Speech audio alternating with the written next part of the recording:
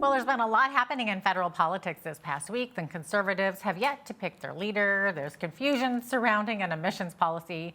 And the prime minister didn't obey his own rules and traveled without a mask. Here to discuss it all is Toronto Sun columnist Brian Lilley. Brian, thanks so much for joining us once again.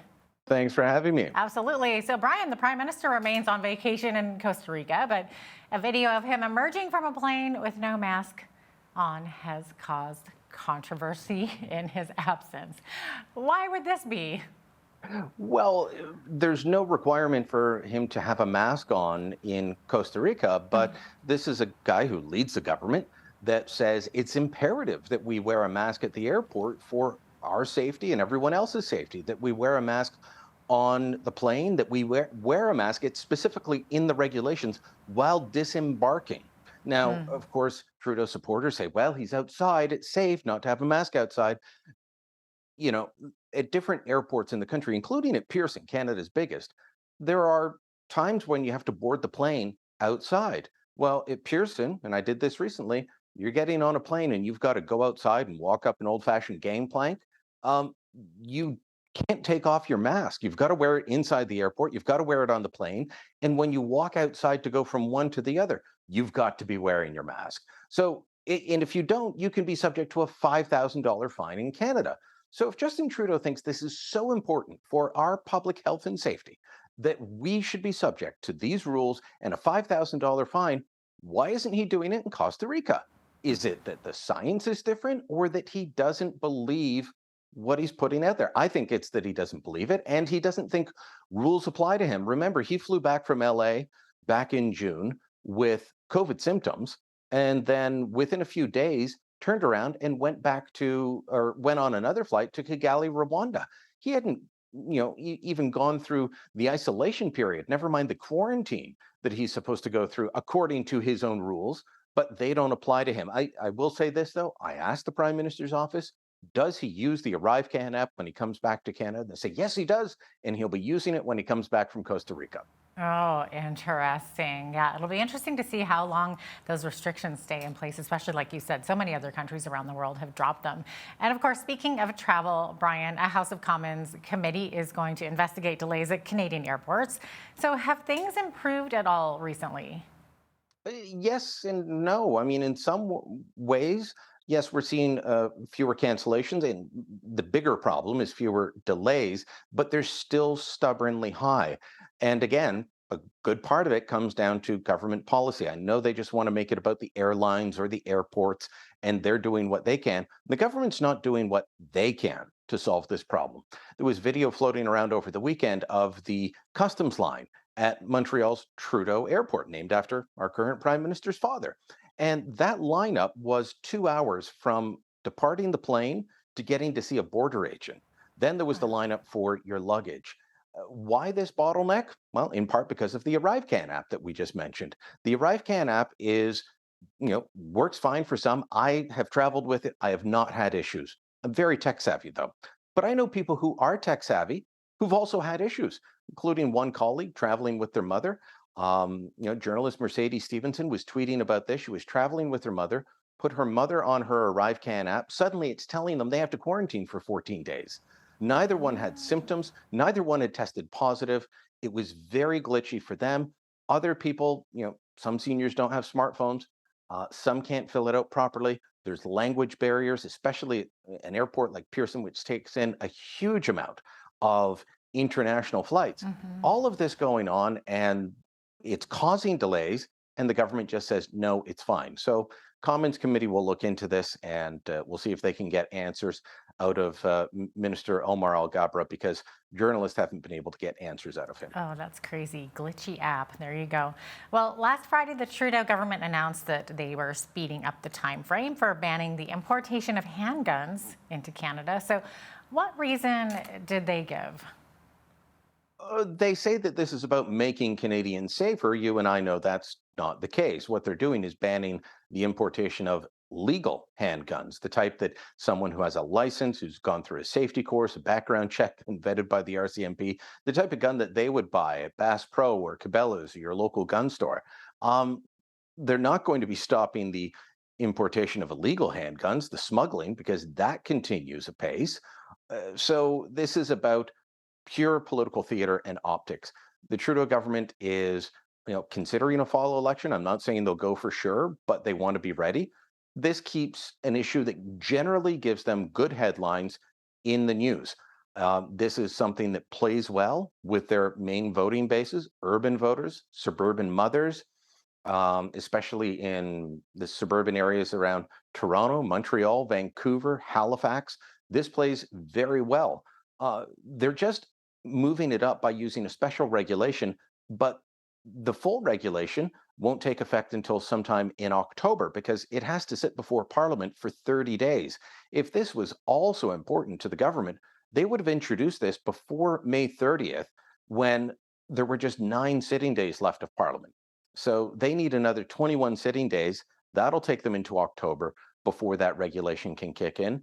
They claim that this wasn't done at the drop of a hat, that it wasn't a quick made up plan in the wake of the Texas school shooting.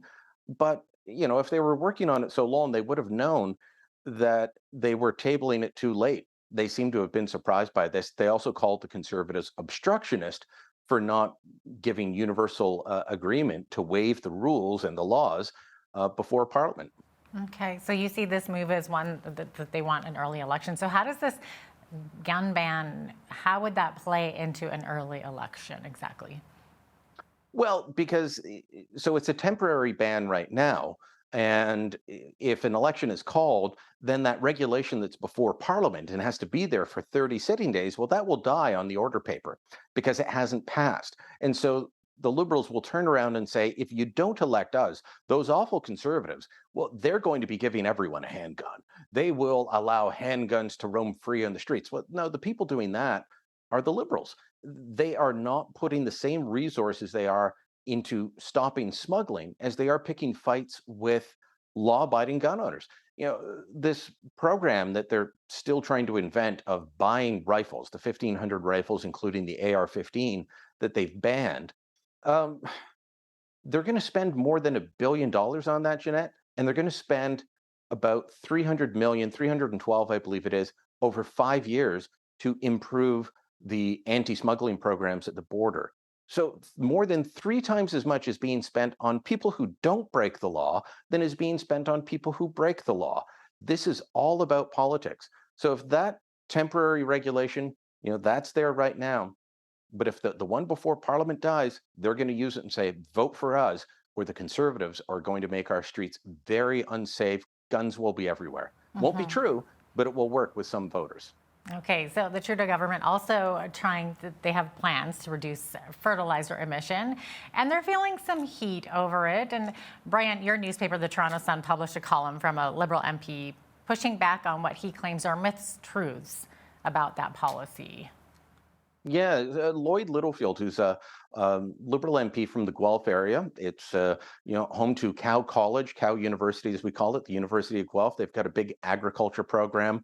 Once you get to Guelph and out that area, heading west and southwest, it's huge agricultural area for Ontario, at least. Not as big as Prairie Farms, but it is pretty big. So he represents that area, and he wrote an op-ed. Now, let me point out, the Liberal government does not come to the Toronto Sun to publish op-eds very often. Right.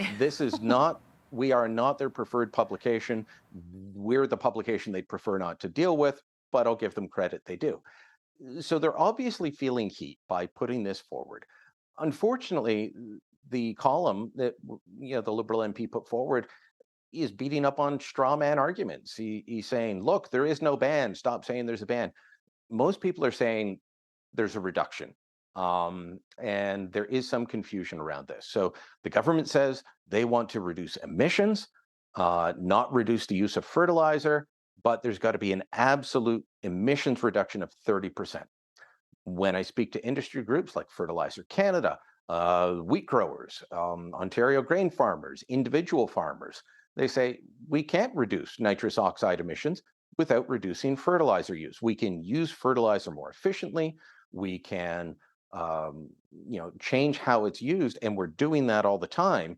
But for you to tell us we've got to do it in in this short time frame just won't work. Canada, by the way, is one of the countries low down on the scale compared to our peers, be it in agriculture, be it the United States, be it France, be it Ukraine, be it Russia. We use far less fertilizer per acre than these countries do, so we're already lower. But the Greeniacs, the folks with the green blinders on in the Trudeau government, their idea is reduce, reduce, reduce, whether it helps Canada, helps Canadian producers or not. So there's a lot of confusion around there Yeah. and a lot of pushback. But most farmers I talk to say, actually all of them, I don't know how to reduce emissions without reducing fertilizer use. They're happy to go to an intensity-based target. The government is not interested in talking to them about that. Yeah, obviously, so much confusion about this. Even I believe the Western producer has written about the government's poor communication on this. So, why are they not communicating their message, I guess, efficiently or properly? And why all the confusion over this? Well, they seem to be talking past each other to a degree. As I said, the industry would like to go to an intensity-based target. How much fertilizer do you use per unit of crop produced? And look for ways to lower that, but not say you've got to absolutely reduce emissions, because again, there are different ways that farms can reduce their fertilizer use and still keep crop output high, but many of those are already in place, especially in major operations. So the people I'm talking to say, well, we're already doing the things the government wants us to do. It's as if they talk to us as if we don't know how to run farms, whereas bureaucrats in Ottawa do. They know how to run the farms, whether it is, I've talked to farmers in that southwestern Ontario area, talked to farmers in Saskatchewan, talked to industry groups across the country.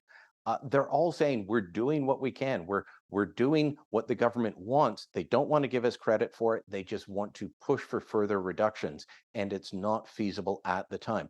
There is a consultation ongoing until August 31st, and so anyone that's concerned about that, find a way to participate in that. Do it respectfully. It always gets you further than being angry or yelling, but participate in it and let the government know the reality of what's going on, because most people I'm talking to are saying zero consultation from the government, and they're not listening when we do give them input.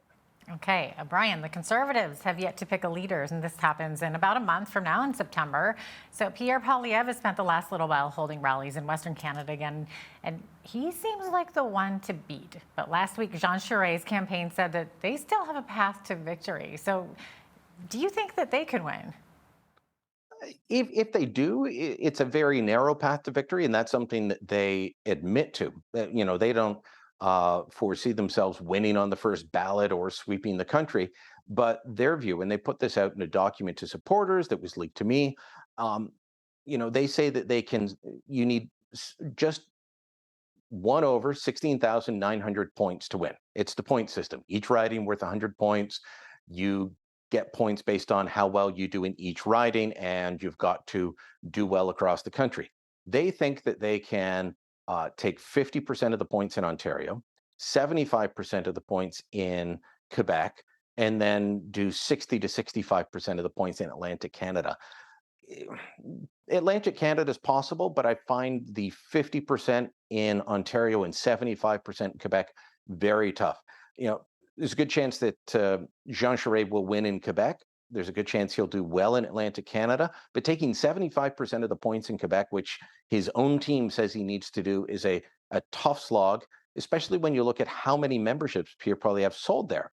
And then you look at the fact that he is also popular with the existing party members who were there already. And I don't see how Jean Charest gets there. As I said, it's a narrow path, but it's one that's there. But I've had people who are not supporters of Pierre, who know the system well, who've worked for other campaigns, and say that Pierre Poilievre is going to win on the first ballot with more than 50% support in every single province. So those are a couple of bold predictions right there, that Poilievre wins every province with more than 50% on the first ballot, versus Jean Charest saying he's got a narrow path with support from BC, Ontario, Quebec, and Atlantic Canada, but not really much on the prairies. Okay, we're almost out of time here, but one more question. Brian, have you ever gotten a check from the government that you didn't cash? Because apparently this is happening. The feds are sitting on uncashed checks. So tell us about the astonishing amount of money that Canada Revenue Agency says that they're sitting on because people are not remembering, I guess, to cash their federal checks. What's going on? I haven't received a check from the government in a long time. When they send me money now, it's automatic deposit. But I remember back to when I was young, and you get those quarterly GST checks, I'd be running to the bank with that. So I don't get this. There's more than $1.4 billion that people have not cashed. And they've started a program to start reminding people, hey, we sent you a check, you didn't cash it. So they're sending emails. I think they're doing some regular mail delivery as well, because they want this cleared out. They've been doing this for a little while. They're about to send out another 25,000 email reminders, but they've done it in the past, and as much as 800,000 has been cashed due to those reminders, but they've still got 1.4 billion. I'll take some of that if people don't want to cash the check. Send them to me. Yeah, I wonder if these are just getting lost in the mail. People, check your mailboxes and check your glove boxes, your console, anywhere you may have thrown it. Just double check. Thanks so much, Brian. Looks like we're out of time, but so great to have you on again. Thank you. Brian Lilley is Toronto Sun columnist and our federal political correspondent. I'm Jeanette Roche on behalf of all of us here at Bridge City News. Thanks for watching.